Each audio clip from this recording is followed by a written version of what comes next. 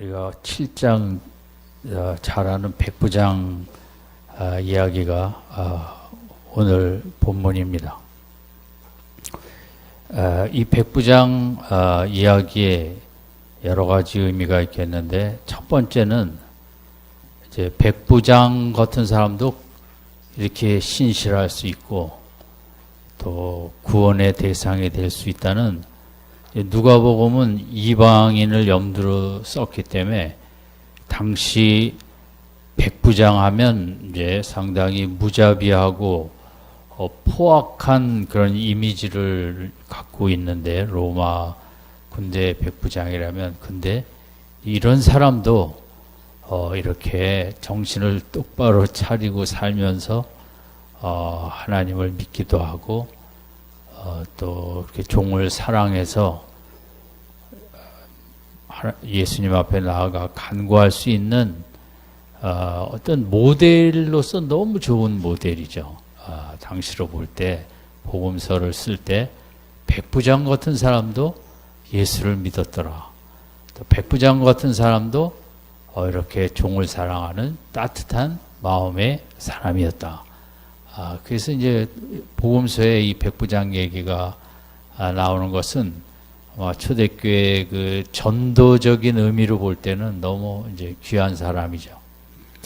군인도 이런 삶을 살 수 있다.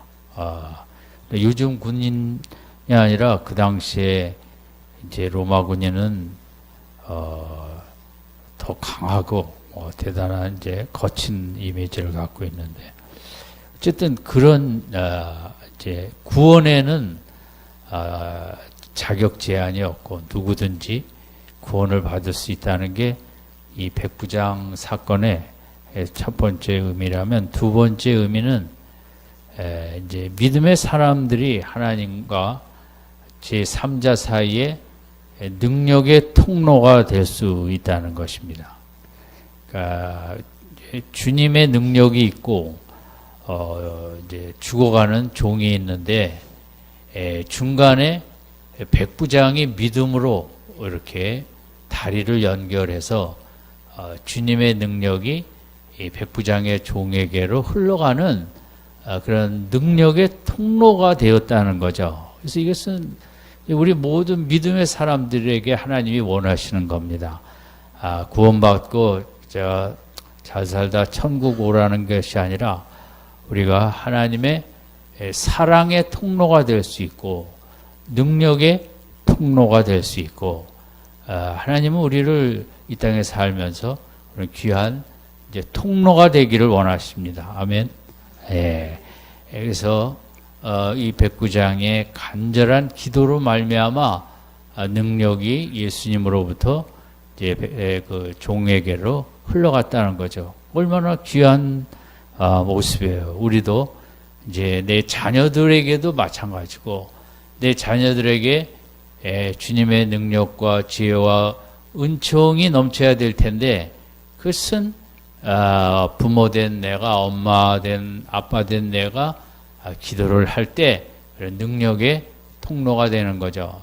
주님은 우리를 사회적인 존재로 만들고 가정이라는 공동체, 교회, 또 나라라는 이런 공동체 속에 인생이 살게 하셨는데, 그래서 우리의 하나님이 자녀로 삼으심은 이런 더불어 사는 세상 속에 이렇게 귀한 통로가 되라는 것이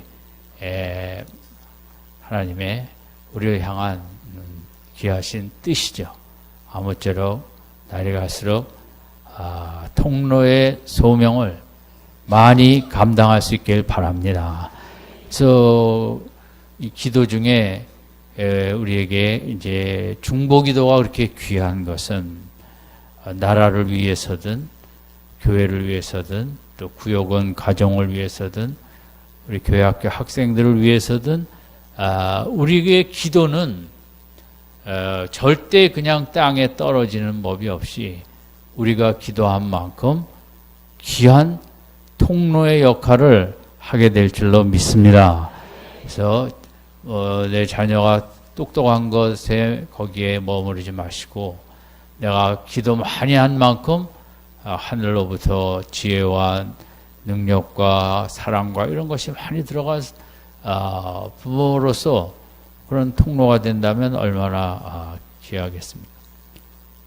최근에 그 KBS 스페셜인가에서 이제 조선족들이 거의 다 돈을 벌러 한국에 많이 왔대요. 뭐 정말 와서 돈 벌고 갔다가 또 오고, 그 목적은 자녀들을 교육시키기 위해서. 거기서는 연변이나 이런 데서 아무리 돈을 잘 벌어도 그렇게 이제 뭐 일반 사람이 자녀들 대학교 보내기 어려운데, 이제 그 수많은 엄마들이, 아빠들이 한국으로 와갖고 돈을 벌어갖고 송금해서 다들 공부를 시켰다는 거예요. 그런데 이제 그래서 엄마 아빠 없이 혼자서 자란 그 아이들이 그렇게 많대요. 그런데 이 많은 그 사람들이 이제 공부를 하고 지금 일본에 가 있는 조선족 젊은이들이 8만 명이랍니다. 어마어마하죠. 한국은 와 보니까 조선족이라고 무시하고, 또 엄마가 일하는 거 보니까 너무 잘 몰랐는데 와서 보니까 너무 고생이 많고, 일본은 또 일본에서 너무 만족하게도 사는 거예요. 8만 명이. 그러니까 그 아이러니가 일본 놈이라고 해서 미안합니다. 일본 놈들 때문에 이제 만주로 갔어요. 그래서 해방된 다음에 제가 대학교 때 읽은 책으로는 그 한국 사람이 3가지 유형이 있었다 그래요. 만주에서 일본 사람들한테 붙어갖고 등쳐먹는 한국인. 또 하나는 아주 중국 사람들하고 신뢰관계를 잘 쌓아놓은 한국인. 그 다음에는 하여간 뭐 이제 중간이라. 근데 광복이 되니까 누가 제일 먼저 대한민국으로 돌아왔겠어요? 일본 놈한테 그 붙어서 하든 거기다가는 맞아 죽게 생겼으니까, 물론 독립투사도 들어오셨지만 이제 그 사람들이 제일 먼저 들어오고, 그 중국 사람들하고 같이 사이좋게 지내던 분들은 뭐 여기나 거기나 뭐 아무데나 그죠, 정부 쳤으니까 그냥 살지 그랬는데, 이제 생각보다 거기가 뒤처지고 대한민국이 발전하지 않았어요. 그러니까 일본 사람들이 싫어서 중국에 만주에 갔는데 그 사람들이 이제는 일본 가서 또 먹고 산다는 참 역사의 아이러니죠. 어쨌든 부모는 주님의 그런 귀한 것들을 자녀에게 기도를 통해서 전달하는 통로가 돼야 된다. 통로의 사명을 잊지 마시기 바랍니다. 3번째는 이 가버나움이라는 곳에서 왔는데, 가버나움은 상당히 그 주님을 향해 분위기가 안 좋았어요. 죽이려고도 했고 이적도 많이 베풀었지만 아주 강팍하게 그지없는 데인데, 이 백부장은 남들이 다 예수님 뭐 욕하고 비난하는 얘기 많이 들었을 텐데, 이 사람은 나름대로 심지가 굳었던 것 같아요. 그러니까 예수님에 대해서 뭐 종이 죽어가니까 오기도 했지만, 다들 예수님에 대해서 우호적이지 않은 얘기들이 가득한 속에서도 이 믿음을 갖고 있었다는 게, 이제 가버나움 가버나움에서 이 귀한 믿음을 가졌다는 게 쉽진 않았다 이거죠. 4번째는 이 백부장은 종을 살리기 위해서 최고의 그 생명의 권세자를 찾았다는 거죠. 우리가 아프면 어느 병원에 어떤 의사 선생님이 이제 최고의 전문성을 갖고 있나 찾아서 서울대 분당병원이든 종로가든 뭐 어디든 찾아가듯이 백부장도 나름대로 이제 이런 그 인간의 생명에 대해 최고의 권세를 가진 자가 누군가? 자기는 군인으로서 이 권세라는 그 가치를 잘 알고 있었거든요.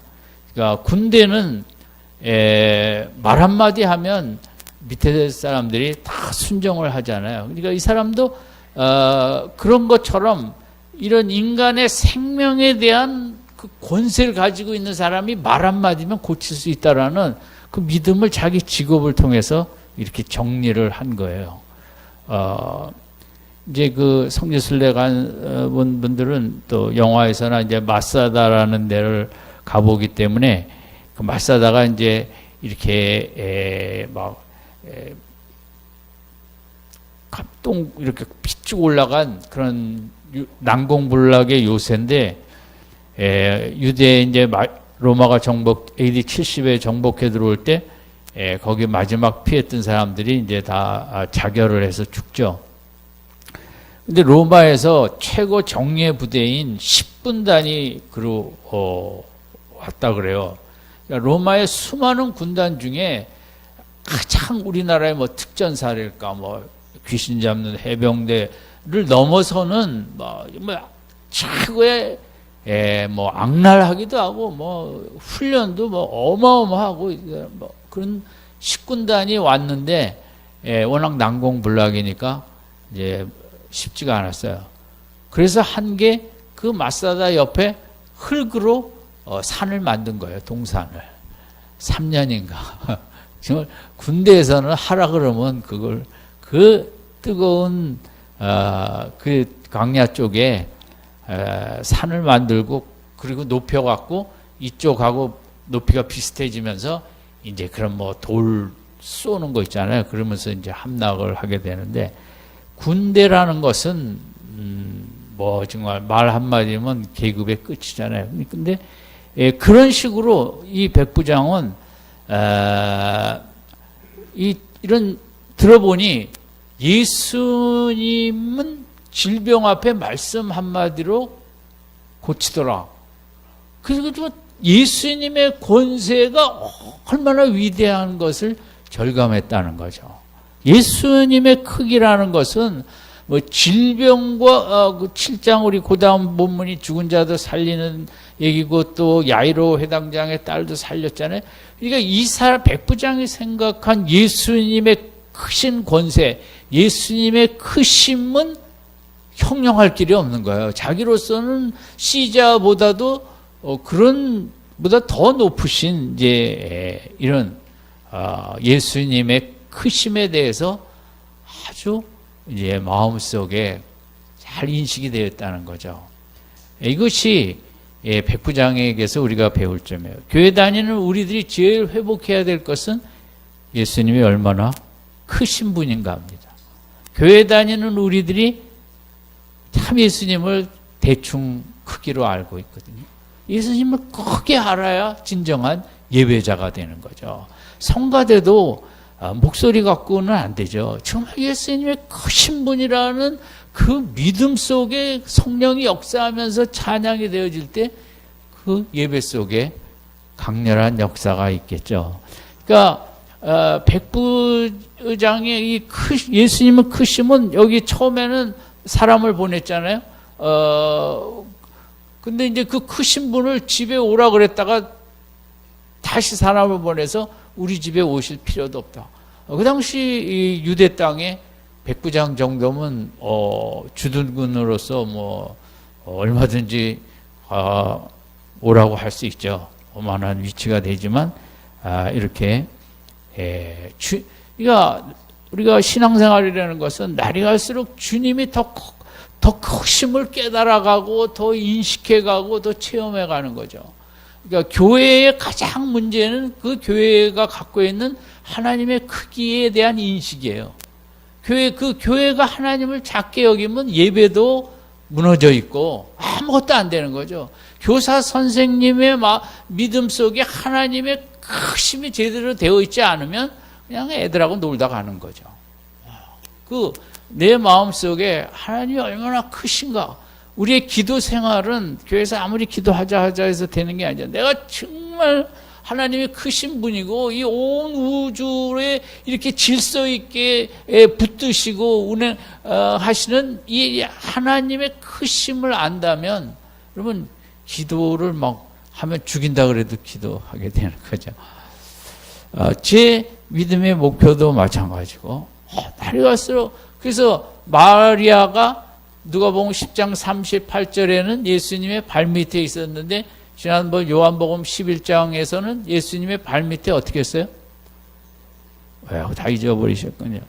엎드렸다 그랬잖아요. 그건 그만큼 더 주님의 크심을 더 인식했다는 거죠. 더 믿음이 생겼다는 거죠.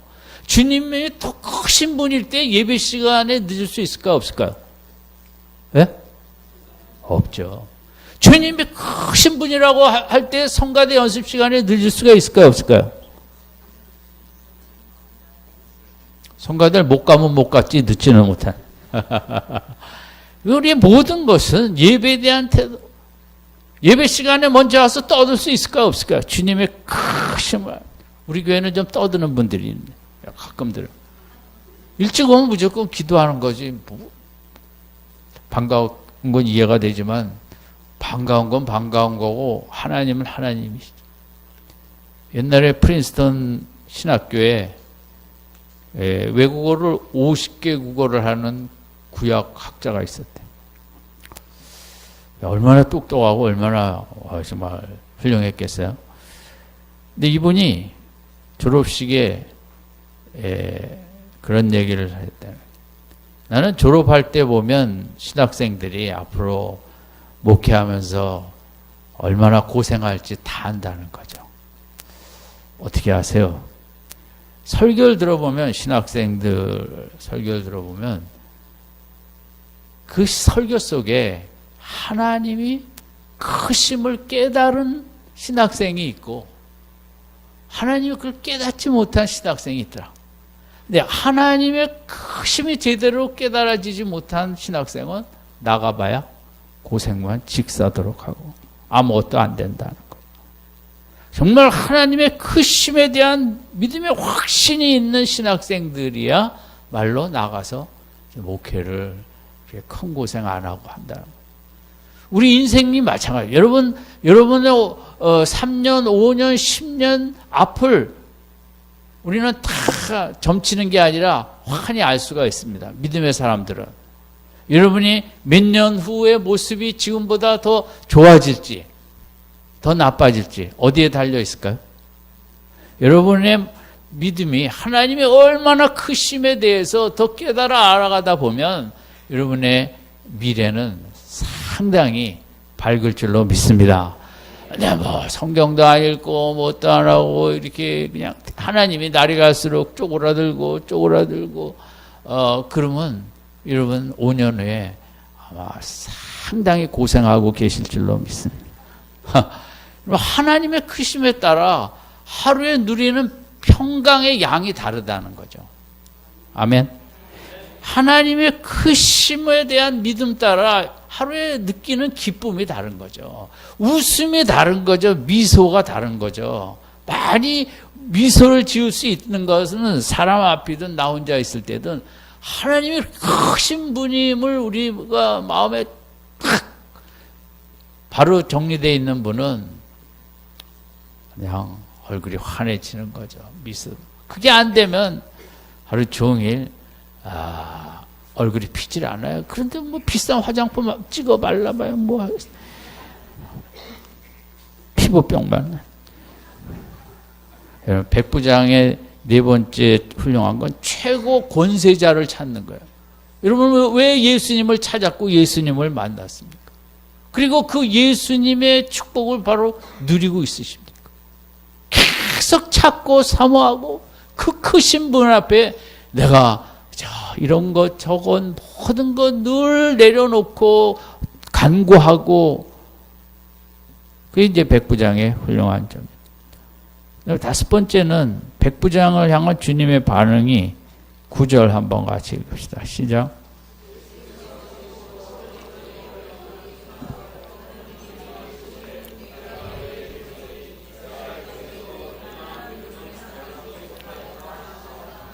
예.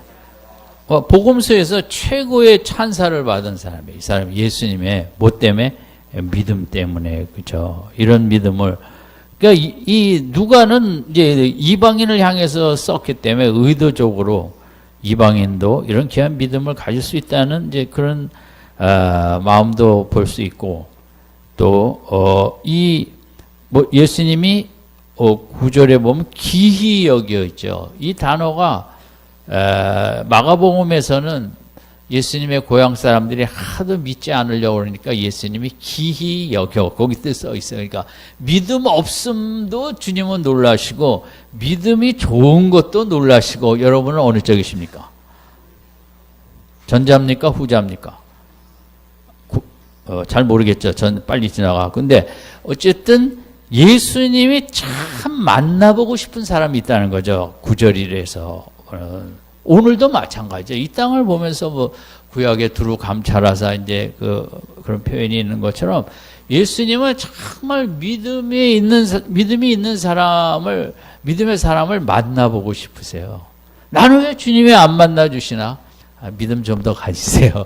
주님은 믿음 좋은 사람을 더 만나주세요. 더 찾아오시고, 더 말씀도 해주시고, 주님도 뭐 감동거리가 있으셔야 될 거 아니에요. 주님의 감동은 욥에 대해서 이렇게 자랑할 때 그런 것처럼 천사들한테 뭐 사탄 앞에 정말 저 믿음 보라고 그렇게 정말 자랑하고 싶은 마음을 우리가 알 수 있고, 주님이 참 만나보고, 원어는 내가 발견했다는 거거든요. 발견했다는 것은 발견하려고 애썼다는 것이고, 오늘도 주님은 그런 믿음의 사람을 만나기를, 찾기를, 발견하기를 애쓰고 있고, 여러분이 날이 갈수록 그런 믿음의 사람이 되시기를 바랍니다. 주님이 만나주셔야 그 인생이 핍니다. 주님이 만나주시는 가정이 돼야죠. 뭐 이거 참 열심히 한다고 되는 건 되기도 하지만 뭐 오래 가지 못합니다. 주님이 만나주셔야 뭐가 풀리는 거예요. 어떻게 쓰니? 주님이 만나고, 그러니까 백부장을 통해서 오늘 믿음의 목표를 하나 세운다면, 주님이 뭐 하고 싶은 사람이 돼야겠다? 만나고 하셔. 왜?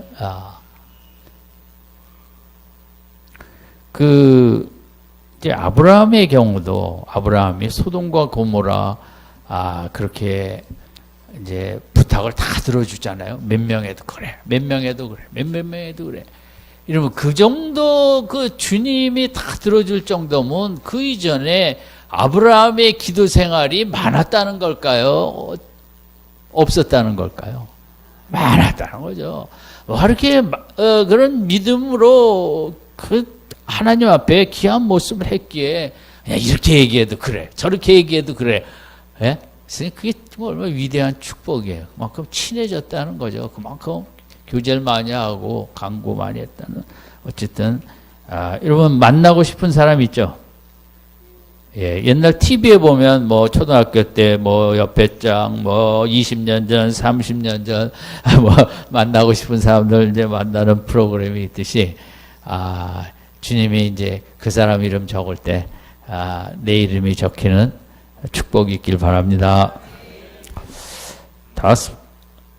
여섯 번째는 이 백부장의 이제 오늘 본문에 합당이라는 단어가 합당 또 그게 이 사람에게 이제 이런 일을 하시는 게 합당하다고 4절에 나와 있죠. 그 백부장에 보낸 장로들의 6절에는 이제 나는 이제 주인 예수님 우리 집에 들어올 걸 감당치 못하겠나이다. 이것은 이제 합당이나 감당이나 같은 말인데 이게 가치라는 말이에요. 남들은 백부장이 정말 가치 있는 사람이라는 거죠. 예수님이 도와줄 만한. 근데 백부장은 나는 전혀 가치 없는 사람이라고 말하거든요. 이게 진짜 신앙의 귀한 모습이죠. 우리는 교회에서 이렇게 좋은 얘기 들으면 나를 알아주는구나 그래도 이렇게 되죠, 그죠?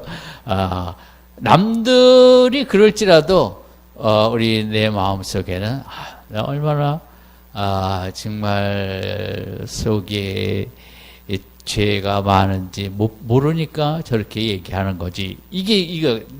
우리는 하나님 앞에 뭐 속을 까놓으면 다 부족하고 죄성만 가득하거든요. 그래서 이 참신앙은 남들이 가치 있다고 다 얘기할지라도 본인은 나를 어떻게 여겨야 돼요? 내 영혼의 모습을 보면 정말 하나님 앞에 하나도 가치 없는 자라는 그 의식이 이제 백부장에게 있었거든요. 이 인간이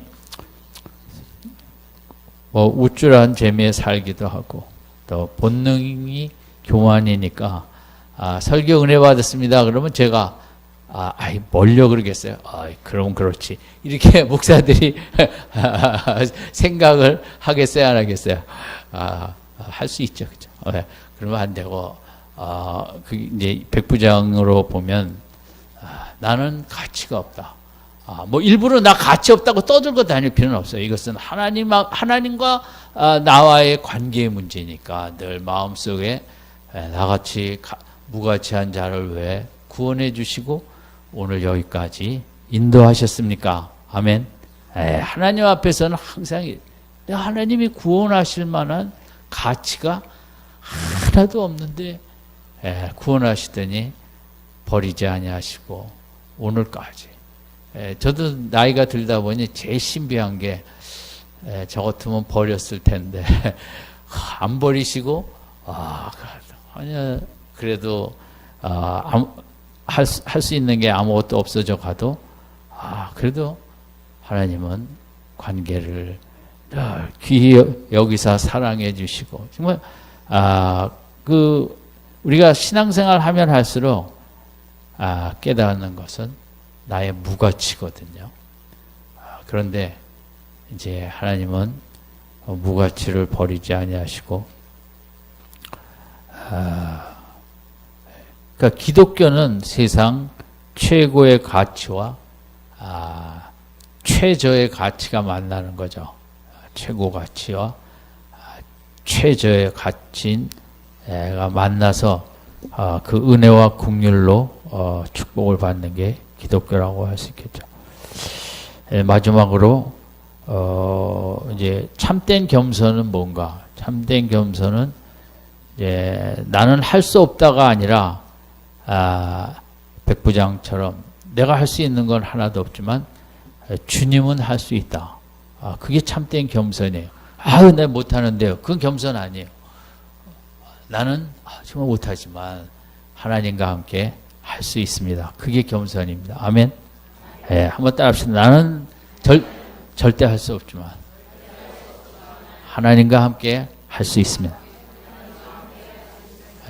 기독교가 말하는 겸손은 어쨌든 백부장의 여러 가지를 생각했는데 정리하면 백부장 같은 사람도 이제 그런 로마 군인도 구원받을 수 있다.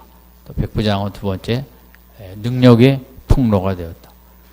가버나움 세 번째 그렇게 예수님 무시하는 곳에서 이 사람은 정신 차리고 예수님을 바로 생각하고 만난 거죠. 네 번째는 백부장은 최고 권세자를 찾았다.